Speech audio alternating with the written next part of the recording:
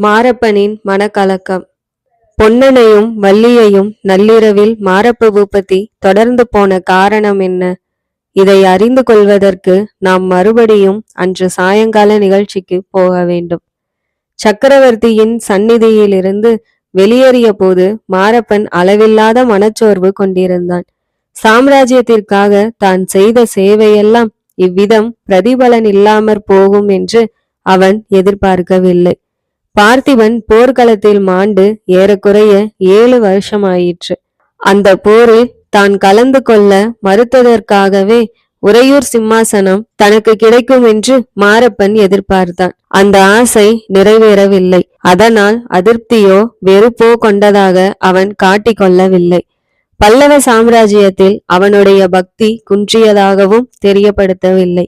தன்னுடைய உண்மையான சாம்ராஜ்ய சேவைக்கு ஒரு நாள் நிச்சயம் பலன் கிட்டும் என்ற நம்பிக்கையுடன் அவன் வருஷ கணக்காக காத்திருந்தான். கடைசியாக விக்கிரமனுடைய சதி ஆலோசனையை பற்றி அவனுக்கு செய்தி தெரிந்தபோது தளபதி அச்சுதவர்மரிடம் உடனே சென்று தெரியப்படுத்தினான். அதன் பலனாக அச்சதி ஆலோசனையை முளையிலேயே கிள்ளி எறிவது சாத்தியமாயிற்று. இதன் பிறகாவது தன்னுடைய சேவைக்கு தகுந்த சன்மானம் கிடைக்கும் என்று அவன் நிச்சயமாக நம்பியிருந்தான். அவன் ஆசைப்பட்டது பல்லவ சக்கரவர்த்திக்கு கப்பம் செலுத்தி கொண்டு உறையூரை ஆளும் பதவிதான். இது உடனே கிடைக்காவிட்டாலும் தான் முன்னர் வகித்து வந்த சேனாதிபதி பதவியாவது கிடைக்கும் என்று நினைத்தான். ஆனால் நடந்தது என்ன? சக்கரவர்த்தி தன் பேரிலேயே சந்தேகம் கொள்ளலாயிற்று. கேவலம் ஒரு ஓடக்காரன், அவன் பெண்டாட்டி, இவர்கள் முன்னிலையில் சோழ நாட்டு பட்டத்துக்கு உரியவனான தான் அவமானப்பட நேர்ந்தது. இதை நினைத்த போது மாரப்பனுடைய நெஞ்சு வெடித்துவிடும் போல் இருந்தது.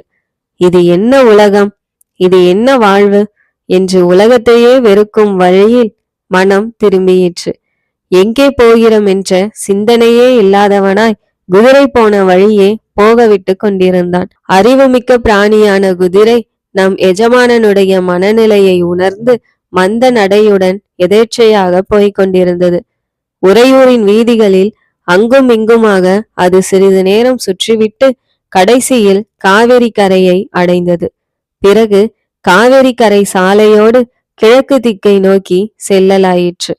சூரியன் அஸ்தமித்தது. அன்று சுக்கிலபட்சத்து சதுர்த்தியாதலால் மேற்கு திசையில் 4ஆம் பிறை தோன்றியிற்று. வானத்தில் நட்சத்திரங்கள் ஒவ்வொன்றாய் தோன்றி மினுக்கத் தொடங்கின. சற்று நேரத்துக்கெல்லாம் வானவெளி முழுவதிலும் கோடிக்கணக்கான வைரங்களை வாரி இறைத்தது போல் நட்சத்திரங்கள் பொறிந்து கிடந்தன. மாரப்பன் இந்த வான விசித்திரம் ஒன்றையும் கவனியாமல் ஏதேதோ சிந்தனையில் ஆழ்ந்திருந்தான். அரைக்காத வழி இவ்விதம் போன பிறகு அவன் திடுக்கிட்டு சுயநினைவு வந்தவனாய் எங்கே போகிறோம் என்று ஆராய்ந்தான். இதற்குள் 4ஆம் பிறை சந்திரன் மேற்கு வானத்தின் அடிப்பாகத்துக்கு வந்துவிட்டது. குதிரையை திருப்பி உறையூர் பக்கம் செலுத்தினான். உறையூர் கோட்டை வாசலை தாண்டி உள்ளே சிறிது தூரம் அவன் சென்றபோது எதிரே அநேக தீவர்த்திகளுடனும் சங்கம் முதலிய வாத்திய முழக்கங்களுடனும் ஒரு கூட்டம் வருவதை கண்டான். கூட்டத்தின் மத்தியில் சிங்கக்கொடி பறந்ததை பார்த்தபோது ஒருவேளை சக்கரவர்த்தி தன் பரிவாரங்களுடன் ஸ்ரீரங்கநாதர் ஆலயத்துக்கு போகிறாரோ என்று நினைத்து சட்டென்று குதிரையிலிருந்து இறங்கி சாலை ஓரமாக அடக்க ஒடுக்கத்துடன் நின்றான். கூட்டம் அருகில் வந்தபோது அதில் சக்கரவர்த்தி இல்லை என்பது தெரிந்தது. தளபதி அச்சுதவர்மரும் அவருக்கு பக்கத்தில் தலை மொட்டையடித்த ஒரு சாமியாரும் வந்து கொண்டிருந்தார்கள். அந்த சாமியார் திடகாத்திர தேகம் உடையவராயும் முகத்தில் நல்ல தேஜஸும் உடையவருமாய் இருந்தார். மாரப்பனுடைய மனத்தில் மின்னலை போல் ஒரு எண்ணம் உதித்தது. ஒருவேளை இவர்தான் அந்த ஜடா மகுடதாரியான கபட சந்நியாசியோ என்று நினைத்தான். அதே சமயத்தில் தளபதி அச்சுதவர்மரின் பார்வை மாரப்ப பூபதியின் மீது விழுந்தது. அவர் பூபதியை சமிக்கையினால் அருகில் அழைத்து பக்கத்தில் இருந்த சிறு தொண்டரை நோக்கி, அடிகளே, இவன் யார் தெரிகிறதா? பார்த்திப மகாராஜாவின் சகோதரன் மாரப்ப பூபதி என்றார். சிறு தொண்டர் மாரப்பனை ஏற இறங்க பார்த்த வண்ணம், அப்படியா? வெகு காலத்துக்கு முன்னால் மகேந்திர சக்கரவர்த்தியின் காலத்தில் இவனை பார்த்திருக்கிறேன். இப்போது அடையாளம் தெரியவில்லை என்றார். விக்கிரமனுடைய சதி ஆலோசனையை கண்டுபிடித்து சொன்னது பூபதி தான். ஆனாலும் சக்கரவர்த்திக்கு ஏனோ இவன் பேரில் தயவு பிறக்கவில்லை என்றார் அச்சுதவர்மர். சிறு தொண்டர் இதற்கு ஒன்றும் சொல்லாமல் மறுபடியும் ஒரு தடவை மாரப்பனை ஏற இறங்க பார்த்துவிட்டு மேலே போகத் தொடங்கினர். அவர்கள் இருவரும் அப்பால் சென்றதும் சேடிகள் சூழ்ந்த பல்லக்கு பின்னால் வருவதை பார்த்து சக்கரவர்த்தியின் திருமகளாய் இருக்கலாம் என்று மாரப்பன் யூகித்து கொண்டு அவசரமாய் விலகி செல்ல தொடங்கினான். ஆனால் என்ன ஆச்சரியம், அதே இடத்தில் பல்லக்கு நின்றது. பூபதி என்று மதுரமான பெண் குரலில் அழைப்பது கேட்டது. மாரப்பன் திரும்பி பார்த்தபோது பல்லக்கில் பூரண சந்திரனை ஒத்த முகங்காந்த உடைய குந்தவி தேவியும் அவள் அருகே சிவபக்தியே உருவம் கொண்டது போன்ற மூதாட்டி ஒருவரும் இருக்க கண்டான். குந்தவி தேவிதான் தன்னை அழைக்கிறாள் என்று அறிந்ததும் மாரப்பனுடைய உள்ளத்தில் வியப்பும் மகிழ்ச்சியும் சேர்ந்தாற்போல் பொங்கின. ஒரு பக்கம் சங்கோசம் பிடுங்கி தின்றது. பல்லக்கின் அருகில் சென்று குந்தவியை பார்க்க விரும்பினானாயினும் கூச்சத்தினால் நிமிர்ந்து பார்க்க முடியாதவனாய் தரையை பார்த்து கொண்டு நின்றான். பூபதி, இன்று என் தந்தை உன்னிடம் ரொம்ப கடுமையாய் இருந்து விட்டார். அதற்கு நீ வருத்தப்பட வேண்டாம். உன் பேச்சில் எனக்கு நம்பிக்கை இருக்கிறது. எப்படியாவது அந்த போலி வேஷதாரி சிவனடியாரை மட்டும் நீ கண்டுபிடித்து விடு. அப்புறம் உன்னுடைய கட்சியில் நான் இருப்பேன் என்று குந்தவி தேவி அனுதாபம் நிறைந்த குரலில் கூறிய போது மாரப்பனுக்கு ஏற்பட்ட மனக்கிளர்ச்சியை வர்ணிக்க தரமன்று. அதல பாதாளத்திலிருந்து ஒரே அடியாக சொர்க்கத்துக்கு வந்து விட்டதாகவே அவனுக்கு தோன்றியது. சிறிது தலை நிமிர்ந்து, அம்மணி, தங்களுடைய சித்தம் என்னுடைய பாக்கியம். அந்த போலி சிவனடியாரை கண்டுபிடிக்காமல் இனிமேல் நான் ஊனுறக்கம் கொள்ள மாட்டேன் என்றான். சந்தோஷம், கண்டுபிடித்ததும் எனக்கு உடனே தெரியப்படுத்து என்று சொல்லிவிட்டு குந்தவி தேவி பல்லக்கை மேலே செல்லும்படி கட்டளையிட்டாள். பல்லக்கும் பரிவாரங்களும் போன பிறகு மாரப்பன் சிறிது நேரம் ஸ்தம்பித்து நின்றான். தான் இப்போது கண்டதும் கேட்டதும் கனவல்ல என்று நிச்சயம் செய்து கொண்ட பின் பக்கத்தில் வந்து நின்ற புரவியின் மீது மறுபடியும் ஏறிக்கொண்டான். அச்சுதவர்மருடன் சென்ற மொட்டை சாமியாரின் நினைவு வந்தது. வாதாபி போரில் வென்ற தளபதி பரஞ்சோதியை பற்றியும் மாரப்பன் கேள்விப்பட்டதுண்டு.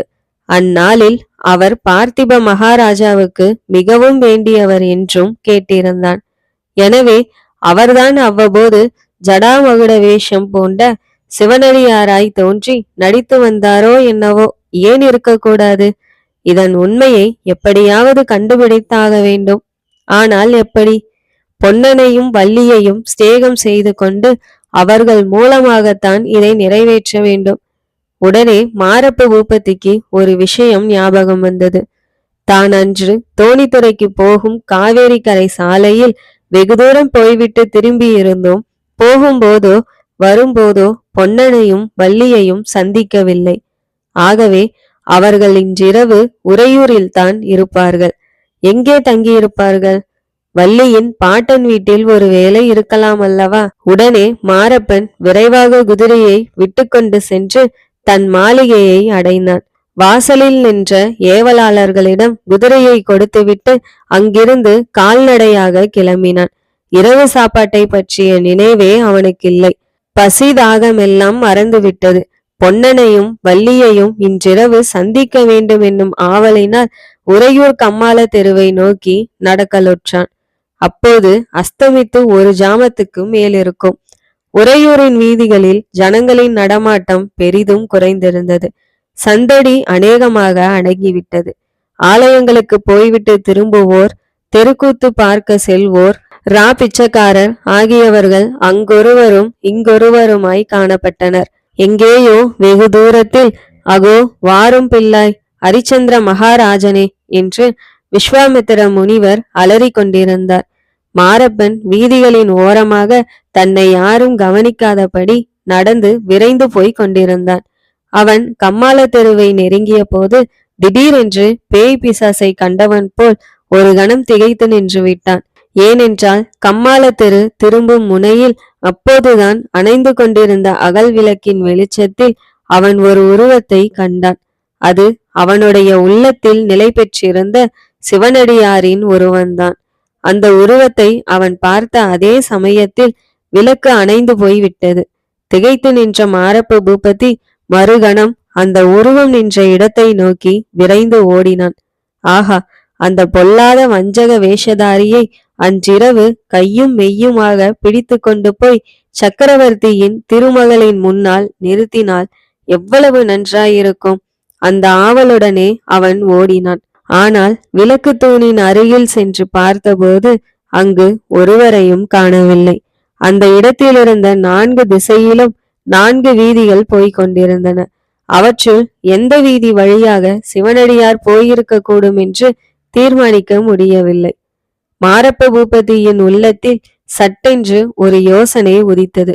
ஆம், தாம் பார்த்த உருவம் அந்த சிவனடியாராய் இருக்கும் பட்சத்தில் அவர் பொன்னனையும் வள்ளியையும் பார்ப்பதற்குதான் அங்கு வந்திருக்க வேண்டும்.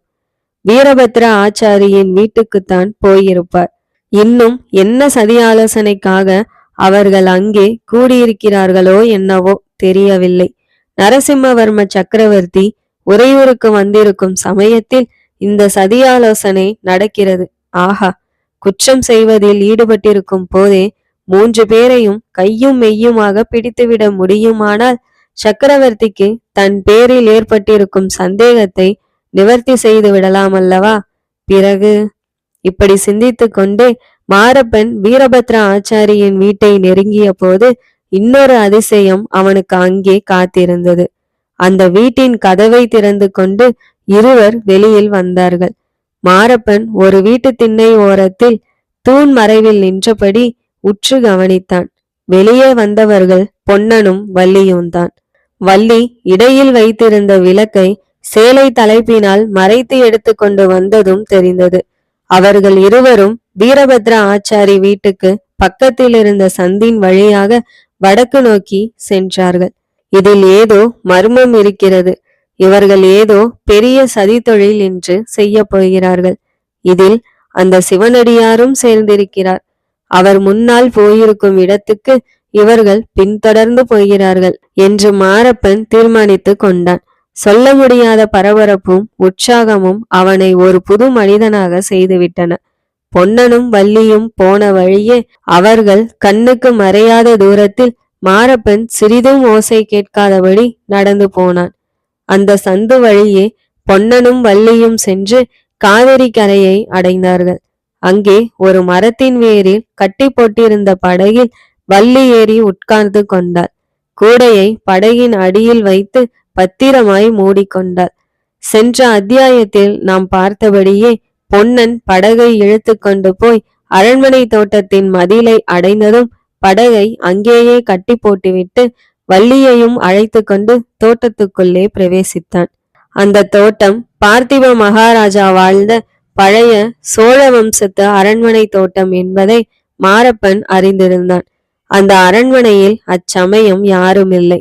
அது சக்கரவர்த்தியின் கட்டளையினால் பூட்டி கிடந்தது என்பதும் அவனுக்கு தெரிந்ததுதான். ஆகவே பொன்னனும் வள்ளியும் அந்த அரண்மனைக்குள் கொல்லைப்புறத்தின் வழியாக நுழைவது ஏதோ கெட்ட காரியத்திற்காகத்தான் என்றும், அநேகமாக அந்த அரண்மனைக்குள் அச்சமயம் சிவனடியார் இருக்கலாம் என்றும் மாரப்ப பூபதி யூகித்தான். இன்னும் ஒரு பயங்கரமான விபரீதமான சந்தேகம் அச்சமயம் அவனுடைய உள்ளத்தில் உதித்தது. பார்த்திப மகாராஜா போர்க்களத்தில் இறந்த செய்தியே ஒரு சமயம் பொய்யாயிருக்குமோ? அவர் போர்க்களத்தில் இருந்து தப்பி ஓடி பிறகு இப்படி சிவனடியாரின் வேஷத்தில் வந்து விபரீதமான காரியங்களை எல்லாம் செய்து வருகிறாரோ என்று நினைத்தான். எப்படி இருந்தாலும் இன்று இரவு எல்லா மர்மங்களும் வெளியாகிவிடப் போகின்றன. இந்த நம்பிக்கையுடன் அவன் மதிர்கதவின் வெளிப்புற நாதங்கியை போட்டுவிட்டு பொன்னன் திரும்பி வருவதற்குள் தன்னுடைய ஆட்களை உதவிக்கு அழைத்து கொண்டு அங்கே வந்து விடுவது என்ற தீர்மானத்துடன் விரைந்து சென்றான். சமய சஞ்சீவி. தன்னை பின்தொடர்ந்து 2 பேர் வந்து கொண்டிருக்கிறார்கள் என்பதை அறியாத பொன்னன் அரண்மனை தோட்டத்திற்குள் உற்சாகத்துடன் போய்க் கொண்டிருந்தான்.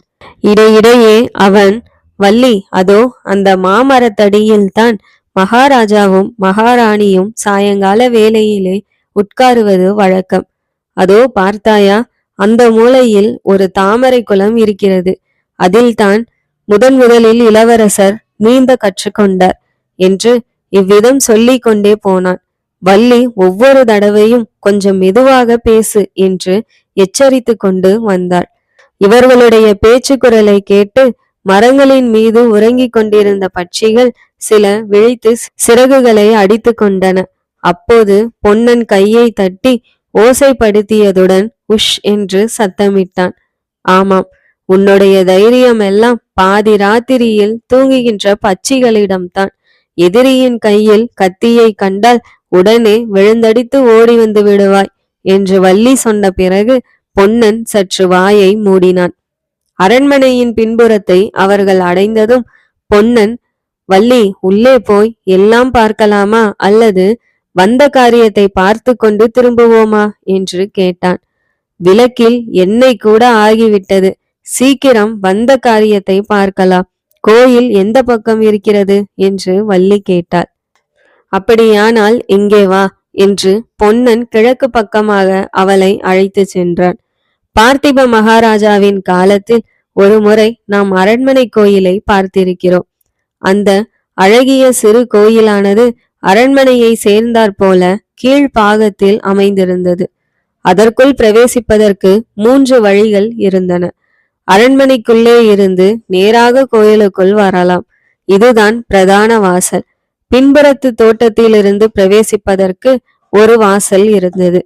அபிஷேகத்திற்கு காவேரி நீரும் அலங்காரத்திற்கு புஷ்பமும் கொண்டு வருவதற்காக இந்த வாசல் ஏற்பட்டது. இவற்றை தவிர அர்ச்சகர் வெளியிலிருந்து நேரே வருவதற்காக கிழக்கு மதிலில் சிறு வாசல் இருந்தது. இவற்றுள் தோட்டத்திலிருந்து பிரவேசிப்பதற்குரிய வாசலை பொன்னன் அடைந்து கதவின் பூட்டை திறந்து கொண்டு உள்ளே சென்றான். அவனுடன் வள்ளியும் போனாள். மங்கிய அகல் விளக்கின் வெளிச்சத்தில் அங்கிருந்த விக்கிரகங்களின் காட்சியை கண்டு இருவரும் சிறிது நேரம் பிரமித்து நின்றார்கள். நெடுங்காலமாக பூசை முதலியவை ஒன்றும் இல்லாமல் இருந்தாலும் அந்த தெய்வீக சிலைகளின் ஜீவகலை சிறிதும் குறையவில்லை. முதலில் திகைப்பு நீங்கியவனான பொன்னன், வள்ளி, நிற்க நேரமில்லை என்று சொல்லி மகாவிஷ்ணு விக்கிரகத்தின் சமீபம் சென்று விஷ்ணு பாதத்தின் அடியில் இருந்த அழகிய வேலைப்பாடுகளுடன் கூடிய நீலவாட்டான மரப்பெட்டியை எடுத்துக்கொண்டான். சோழ குலத்தின் விலையில்லா பொக்கிஷம் இந்த பெட்டிக்குள் இருக்கிறது வள்ளி. நல்ல வேலை இது அந்த நரசிம்ம சக்கரவர்த்தியின் கண்ணில் படவில்லை. பட்டிருந்தால் இதற்குள் காஞ்சிக்கு கட்டாயம் போயிருக்கும் என்று சொல்லிக்கொண்டு கோயிலிலிருந்து வெளியேறினான். அவனை பின்தொடர்ந்து வெளியே வந்த வள்ளி, ஐயையோ, விளக்கு அணைந்து விட்டதே என்றாள். நல்ல வேலை, காரியம் ஆன பிறகு அணைந்தது. போனால் போகட்டும். இப்போது எப்படி போகலாம்? தோட்டத்தின் வழியாக இருட்டில் போவது கஷ்டம். கிழக்கு மதில் வாசல் வழியாக வேணுமானால் போய்விடலாமா? வா, கதவு திறக்கிறதா பார்ப்போம் என்று சொல்லி பொன்னன் தோட்டத்தின் கிழக்கு மதிலை நோக்கி விரைந்து சென்றான். அங்கிருந்து வாசற்படி அருகில் இருவரும் போனதும் மதிலுக்கு வெளியில் பேச்சு குரலை கேட்டு திடுக்கிட்டார்கள். பின்வரும் சம்பாஷணை அவர்கள் காதில் லேசாக விழுந்தது. மாரப்ப பூபதியின் பேச்சை நம்பியா இந்த கத்தியை உருவி கொண்டு நிற்கிறாய்? அரண்மனையிலாவது திருடன் நுழைவாவது? திருடன் நுழைகிறதை கண்ணாலே பார்த்தேன் என்று மாரப்ப பூபதி சொல்லும்போது எப்படி அதை நம்பாமல் இருப்பது? தப்பி போவதற்கு இதுதான் வழியா? வேறு வழி இல்லையா? திருடன் அரண்மனை வாசல் வழியாக துணிந்து கிளம்ப மாட்டான். இந்த வாசலுக்கு வராவிட்டால் தோட்டத்தின் வழியாக காவேரியில் போய் இறங்க வேண்டியது தான். அதற்குள்ளாக அதோ பார், என்ன அங்கே ஏக தீவர்த்தி வெளிச்சமாக தெரிகிறதே. மாரப்ப பூபதி ஆட்களை திரட்டி கொண்டு வருகிறார். இந்த பேச்சை கேட்டதும் பொன்னனுக்கு உடம்பு வெலவெலத்து போய்விட்டது. ஒரு கண நேரத்தில் அவனுடைய உள்ளம் என்னவெல்லாமோ கற்பனை செய்துவிட்டது. தன்னை பெட்டியுடன் மாரப்ப பூபதி கைப்பிடியாக பிடித்து சக்கரவர்த்தியின் முன்னால் கொண்டு வந்து நிறுத்துவது போலவும், சக்கரவர்த்தி தன்னை பார்த்து, வெகு யோக்கியன் போல் நடித்தாயே, திருடனா நீ என்று கேட்பது போலவும் அவனுடைய மனக்கண் முன் தோன்றியது. உடனே வள்ளியையும் ஒரு கையினால் பற்றி இழுத்து கொண்டு தோட்டத்தில் புகுந்து வடதிசையை நோக்கி ஓடினான். மரங்களில் முட்டிக்கொண்டும் செடி கொடிகளின் மேல் விழுந்தும் அவர்கள் விரைந்து சென்று கடைசியில் தோட்டத்தின் கொல்லைப்புற மதிர்ச்சுவரை அடைந்தார்கள். கதவருகில் சிறிது நின்று ஏதாவது வெளியில் சத்தம் கேட்கிறதா என்று உற்று கேட்டார்கள். சத்தம் ஒன்றும் இல்லை. மெதுவாக கதவை திறந்து கொண்டு வெளியே வந்தார்கள். அவசரமாக காவேரியில் இறங்கி பார்க்கும் போது அங்கே அவர்கள் கட்டிவிட்டு போயிருந்த படகை காணோம். பொன்னனுக்கும் வள்ளிக்கும் ஒரு கணம் மூச்சே நின்றுவிட்டது. தூரத்தில் தீவர்த்திகளின் வெளிச்சம் தெரிந்தது. ஆட்கள் ஓடி வரும் ஆரவாரமும் கேட்டது. இன்னது செய்வதென்று தெரியாமல் சிறிது திகைத்து நின்ற பிறகு வள்ளி படகு ஒருவேளை ஆற்றோடு மிதந்து போய் கிழக்கே எங்கேயாவது தங்கியிருக்கும், வா பார்க்கலாம் என்றாள். இருவரும் நதிக்கரையோடு கிழக்கு நோக்கி ஓடினார்கள். அரண்மனை மதிலுக்கு பக்கத்தில் தெற்கே இருந்து வந்த சாலை வழியாக தீவர்த்திகளுடன் ஒரு கும்பல் வருவது தெரிந்தது. அதோ ஓடுகிறார்கள் என்ற சத்தமும் கேட்டது. பொன்னனும் வள்ளியும் இன்னும் விரைவாக ஓடினார்கள். கொஞ்ச தூரம் போனதும் ஒரு மரத்தின் வேரில் தங்களுடைய படகு இழுத்து கட்டப்பட்டிருப்பதை பார்த்து அவர்களுக்கு பரம ஆச்சரியமாய் போய்விட்டது. ஆனால் ஆச்சரியப்பட்டு கொண்டு நிற்பதற்கு அதுவா தருணம்? அதற்குள் தீவர்த்திகளுடன் வந்த கும்பலும் காவேரி கரையை நெருங்கிவிட்டது. ஐயோ, அவர்களிடம் பெட்டியுடன் சிக்கிக் கொள்ளப் போகிறோமே என்று பொன்னன் பதைபதைத்தான். அதே சமயத்தில் படகு கட்டியிருந்த மரத்துக்கு பின்னால் இருந்த ஒரு உருவம் வெளிவந்தது. அது சிவனடியாருடைய உருவம் என்பதை அறிந்ததும் வள்ளி, சுவாமி நீங்களா என்ற ஆச்சரியமும் மகிழ்ச்சியும் பொங்க கூச்சலிட்டாள். உஷ் என்று அடக்கினார் சிவனடியார். பொன்னா, இது பேசிக்கொண்டிருக்கும் சமயமில்லை. பெட்டியை இப்படி கொடு, நான் காப்பாற்றி உன்னிடம் ஒப்புவிக்கிறேன், இல்லாவிட்டால் அகப்பட்டு கொள்வாய் என்றார். கொடு கொடு என்று வள்ளி பொன்னனை தூண்டினாள். பொன்னன் சிவனடியாரிடம் பெட்டியை தயக்கத்துடன் தூக்கி கொடுத்தான். சிவனடியார், வள்ளி, நீ ஒரு சமயம் மாரப்பனிடமிருந்து என்னை தப்புவித்தாய். அதற்கு பிரதியாக இன்று உங்களை அதே மாரப்பனிடமிருந்து தப்புவிக்கிறேன் என்றார். அடுத்த நிமிஷம் சிவனடியாரை காணோம். மரநிழலில் மறைந்து மாயமாய் போய்விட்டார். பொன்னன் படகை அவசரமாக அவிழ்த்துவிட்டு வள்ளியை அதில் ஏற்றி தானும் ஏறிக்கொண்டான். அதே சமயத்தில் மாரப்பனும் அவனுடைய ஆட்களும் காவேரி கரையை அடைந்து படகு இருந்த இடத்தை நோக்கி விரைந்து ஓடி வர தொடங்கினார்கள்.